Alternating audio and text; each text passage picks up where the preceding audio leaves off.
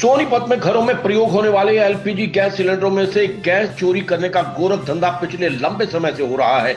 जहां गांव और कॉलोनियों में सप्लाई करने वाले एलपीजी सिलेंडर में लोगों के घरों से पहुंचने से पहले ही 2 से 3 किलो गैस निकाल ली जाती है और साधारण लोगों की जेब पर डाका डाला जा रहा है।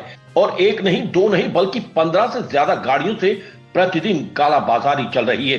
देखिए इस रिपोर्ट में कैसे हमारी टीम ने एलपीजी गैस सिलेंडर से गैस चोरी करने वाले काला बाजारियों का पर्दाफाश किया।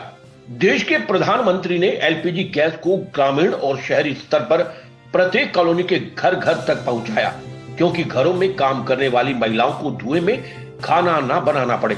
लेकिन जैसे ही ग्रामीण और शहरी स्तर पर एलपीजी गैस की डिमांड बढ़ी, जो काला बाजार भी जमकर शुरू हो गया।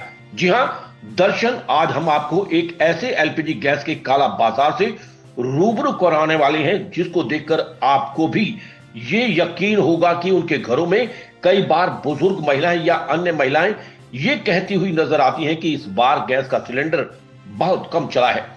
ऐसा किस लिए होता है, क्या आप जानते हैं? हम आपको एलपीजी गैस की चोरी का काला बाजार दिखाते हैं।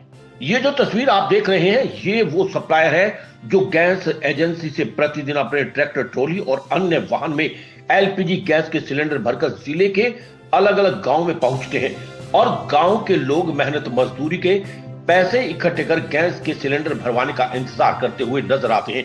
और जब उन्हें गैस का सिलेंडर दिया जाता है तो कई बार लोगों द्वारा यह भी कहा जाता है कि इस बार गैस का सिलेंडर काफी कम है। लेकिन वहां पर उनके हाथ में जो तराजू होता है उसमें भी घालमेल होता है और गांव के लोगों की तसल्ली के लिए तराजू से गैस के सिलेंडर को तोल दिया जाता है और इतना देखकर गैस सिलेंडर सप्लायर के प्रति एक विश्वास जागृत हो जाता है। लेकिन जहां गांव के लोग इन पर भरोसा करते हैं, वहीं गरीब और मजदूर लोगों की जेब पर डाका डालने का कार्य ये गैस सिलेंडर सप्लायर लंबे समय से करते आ रहे हैं। वहीं इस बात की पुष्टि करने के लिए हमारी टीम ने लगातार अलग अलग लोकेशन पर जाकर गैस सिलेंडर सप्लायर का पीछा किया और लगातार कर रहे कालाबाजारी को कैमरे में कैद किया। सोनीपत के अलग अलग गांवों में ये कालाबाजारी बड़े स्तर पर चल रही है। वहीं जब हमने इस कालाबाजारी को पूरी तरह से कैमरे में कैद कर दिया तो हमने मौके पर पहुंचकर उपभोक्ता के सामने ही गैस सिलेंडर का वजन करवाया। जहां कई सिलेंडरों में 2.5 से 3 किलो गैस कम मिली। उपभोक्ता ने भी अपना दर्द जाहिर करते हुए कहा कि पहले गैस का सिलेंडर काफी लंबे टाइम चल जाता था, लेकिन अब जल्दी ही खत्म हो जाता है। और जहां कोरोना में लोग मर रहे हैं और ये लोग इस प्रकार के घटिया काम और काला बाजारी कर रहे हैं। आपको हम एक आंकड़ों के जरिए समझाने की कोशिश करते हैं कि प्रतिदिन एलपीजी सिलेंडर से गैस चोरी कर कितना मुनाफा ये लोग करते हैं। जानकारी के मुताबिक प्रतिदिन 10 से 15 गाड़ियां ग्रामीण और शहरी स्तर पर अलग अलग कॉलोनियों में जाती हैं और बीच रास्ते में कहीं भी गाड़ियों को रोककर गाड़ी में रखे भरे हुए सिलेंडर से गैस चोरी करके खाली सिलेंडर में रिफिल की जाती है। प्रत्येक सिलेंडर से 2 से 3 किलो एवरेज गैस चोरी कर एक सिलेंडर तैयार करते हुए लोगों के घरों में ही प्रतिदिन 8 से 10 सिलेंडर बेच देते हैं। यानी कि एक सिलेंडर की एवरेज 820 में उपभोक्ता को पड़ती है और एक गाड़ी पर रहने वाला ड्राइवर और हेल्पर प्रतिदिन 7 से 8 हजार रुपए की अवैध वसूली कर कमा लेता है। और प्रतिदिन गैस एजेंसी से 15 से 20 गाड़ियां अलग अलग गांव में गैस सिलेंडर सप्लाई करने के लिए भेजी जाती हैं। जब ज्यादातर गाड़ियों की हमने इन्वेस्टिगेशन कर पीछा किया तो सभी गाड़ियों में इसी प्रकार का गोरख धंधा करते हुए नजर आए। यानी कि 15 गाड़ियां गांव और शहर में सप्लायर के तौर पर निकलती हैं, जहां 15 गाड़ियों पर काम करने वाले 30 कर्मचारी करीबन 1,20,000 रुपए प्रतिदिन का टोटल आंकड़ा बैठता है, जो सीधे तौर पर लोगों की जेब से डाका लगाया जा रहा है। हालांकि ये एक गैस एजेंसी का मामला सामने है, अभी कई अन्य गैस एजेंसी भी इसमें शामिल बताई जा रही हैं। देखना यह भी होगा कि ये गैस मालिकों की मिली भगत से हो रहा है या फिर कोई बड़ा अधिकारी इसमें शामिल होकर चोरी का हिस्सेदार बन रहा है। गौरतलब यह है कि दिन दहाड़े गैस एजेंसी के कार्यालय से 50 मीटर की दूरी के सामने ही ये सप्लायर गैस चोरी करते हुए देखे जा रहे हैं।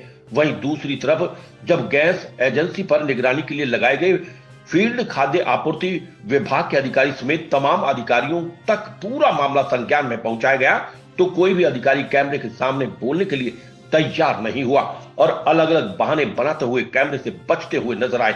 वहीं जिला उपायुक्त को जब पूरा मामला कैमरे में दिखाया गया तो उपायुक्त ने चिंता जाहिर करते हुए कहा कि इस प्रकार के अवैध कारोबारियों के खिलाफ सख्त से सख्त कार्रवाई की जाएगी।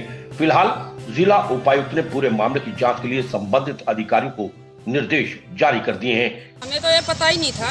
हम ये सोचते थे कि भाई हमारी गैस पता नहीं खर्चा इतना हो रहा क्या हो रहा है। पहले तो चलते थे थोड़े सही हिसाब से सिलेंडर, और अब तो ये 1 महीना भी नहीं पकड़ते हैं। इनको तो इतनी भी शर्म नहीं आती कि गरीब आदमी कैसे कैसे तो करते हैं, अपना काम चलाते हैं, और इतने उसमें लॉकडाउन के उसमें इतना ज़्यादा वो हो रहा है। पहले ही उनके माध्यम से जो मुझे ज्ञात हुआ है कि कोई ऐसे सिलेंडर टू सिलेंडर ट्रांसफ़र करके गैस LPG गैस चोरी का कोई केस है, तो इस पर हम तुरंत इसको दिखवाते हुए DFSC और SDM को आज ही निर्देशित किया जाएगा।